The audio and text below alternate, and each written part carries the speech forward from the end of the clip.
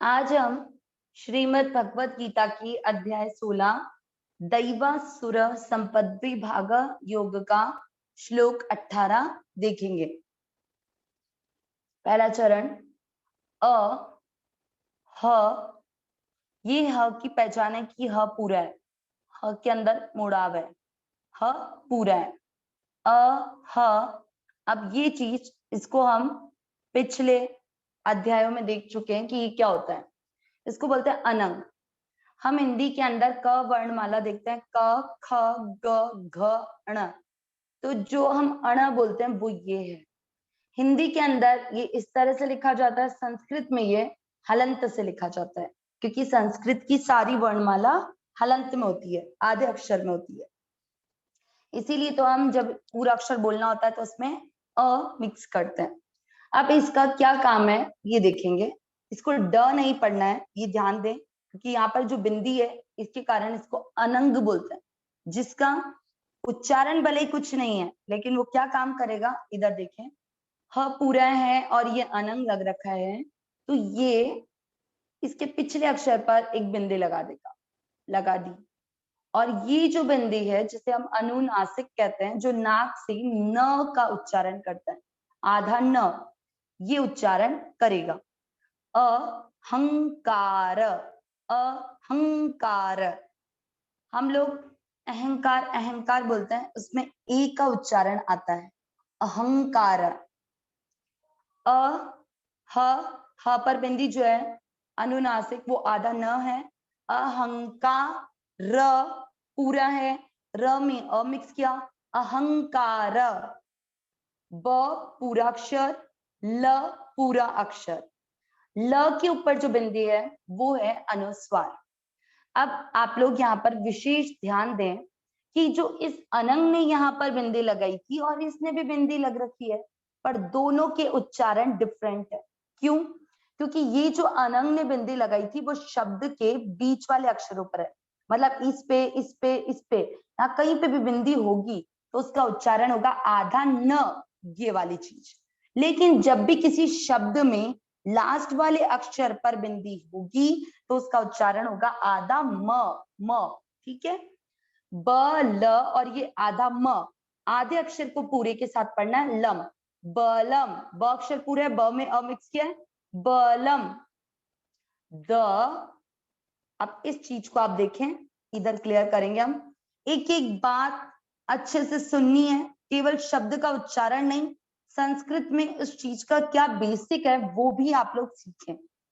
इसका क्या मतलब हुआ, ऊपर की जो मात्रा है उसको बोलते हैं आधा र, र के नीचे हलंत, और प आपको पूरा दिख रहा है, ये प पूरा दिख गया। अब यहाँ पर हमारे पास इसमें ये ओके, यहाँ पर एक अंदर बिंदी भी है, लगा दी है यहाँ पर, तो इससे क्या चेंज आएगा, आधा र सेम आ जाएगा, प पूरा वैसा का वैसा आ जाएगा, ये जो बिंदी है ये हो जाएगा आधा म। अभी बताया गया था कि शब्द में लास्ट वाले अक्षर पर अगर ये अनुस्वार है तो इसको आधा म पढ़ेंगे, इसलिए इसको पढ़ा द, आधा र दर, आधे अक्षर को द पूरे के साथ पढ़ा दर, प पूरा है और म आधा है, दर्पम, दर्पम। पहला चरण वापस ध्यान दें, अहंकार बलम दर्पम, वापस अहंकार बलम दर्पम। अब हम करेंगे दूसरा चरण, का, फिर है म पूरा है लेकिन म के ऊपर जो बिंदी है वो क्या होगा, आधा म। क्यों? क्योंकि शब्द में लास्ट वाले अक्षर पर है, कामम, क्रो। ये क्या हुआ, क आधा, और ये जो मात्रा होती है उसको हम क्या बोलते हैं, र, र पूरा है, र पर ओ की मात्रा लगाई इसलिए इसको पढ़ेंगे क्रो। ध, ऊपर बिंदी आधा म, क्रोधम।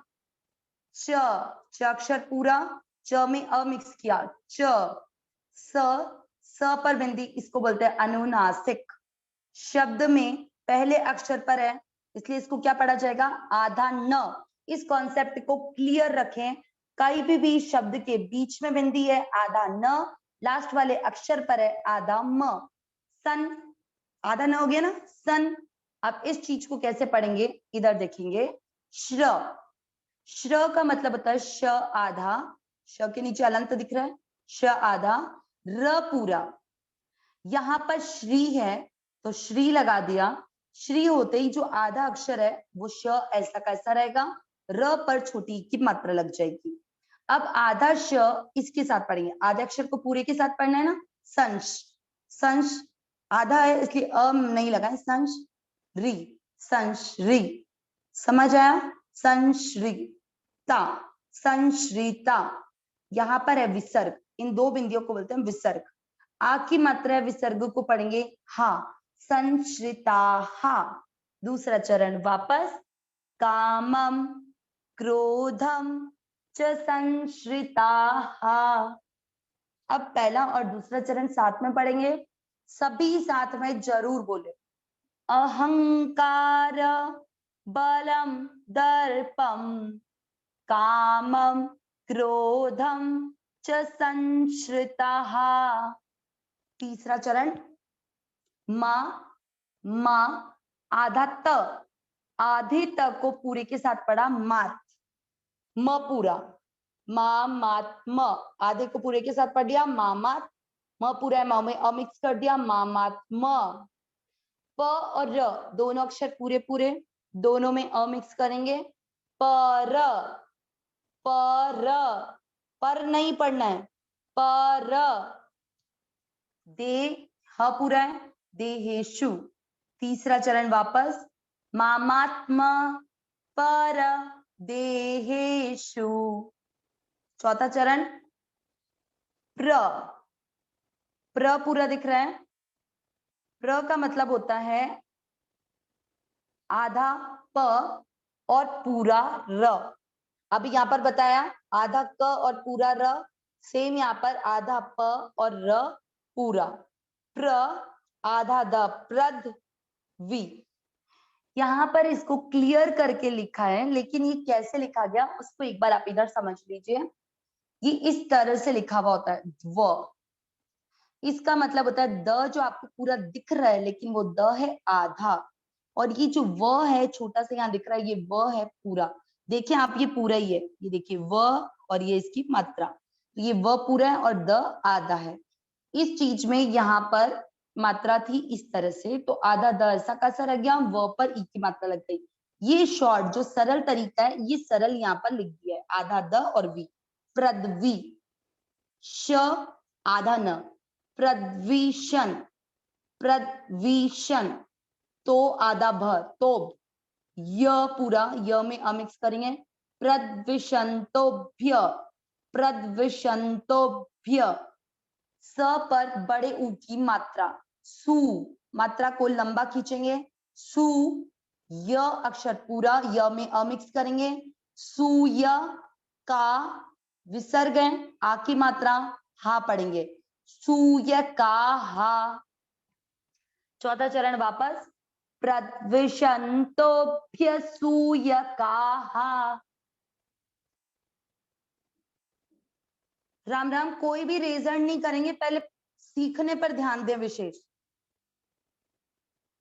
तीसरा और चौथा चरण वापस, मामात्मा परदेहेषु प्रद्विषंतोभ्य सूयकाः। अब पूरे श्लोक का उच्चारण एक साथ, अहंकार बलम दर्पम कामम क्रोधम च संश्रिताः मामात्म पर देहेषु प्रद्विषंतोभ्यसूयकाः। एक बार वापस सभी साथ में करें, अहंकार बलम दर्पम कामम क्रोधम च संश्रिताः मामात्म परदेहेषु प्रद्विषंतोभ्यसूयकाः। अब श्लोकार्थ, अहंकार केवल मैं ही कर सकता हूं, जो कल के श्लोक में देखा, आसुरी संपदा के मनुष्य के गुण, कि केवल मैं ही हर चीज में श्रेष्ठ हूं। अहंकार, अभिमान। बल, बलम शब्द का अर्थ शक्ति होता है। यहाँ पर बलम शब्द का अर्थ है केवल अपनी ही बात पर अड़िग रहना। इस किस बात पे? डगमगाना है नहीं, किस बात के लिए? कि केवल अपनी बात पे, जैसे जो जिद करता है ना कि मैं उस चीज से अड़ग नहीं होता, मैं सही हूं, मैं सही हूं, जो भी किसी भी चीज में, वो होता है बलम। दर्पम, घमंड। काम, संसार की कामना। क्रोध आदि का आश्रय लेकर। च, इन सभी को जोड़ने के लिए और शब्द प्रयोग हुआ है। च का अर्थ होता है और। अहंकार, अभिमान, अपनी बात की जिद। घमंड, काम क्रोध का आश्रय लेने वाले। मामात्म, अपने आप में। और पर, दूसरे के देह में। प्रद्विषण, रहने वाले, मुझको। भ्यसूय कहा, दोष देखता है। कौन? जो अहंकारी है, जो केवल अपनी बात की जिद करता है, जिसको ये लगता है कि केवल मैं ही सब कुछ हूं। जो घमंड करता है, जिससे संसार की कामना है।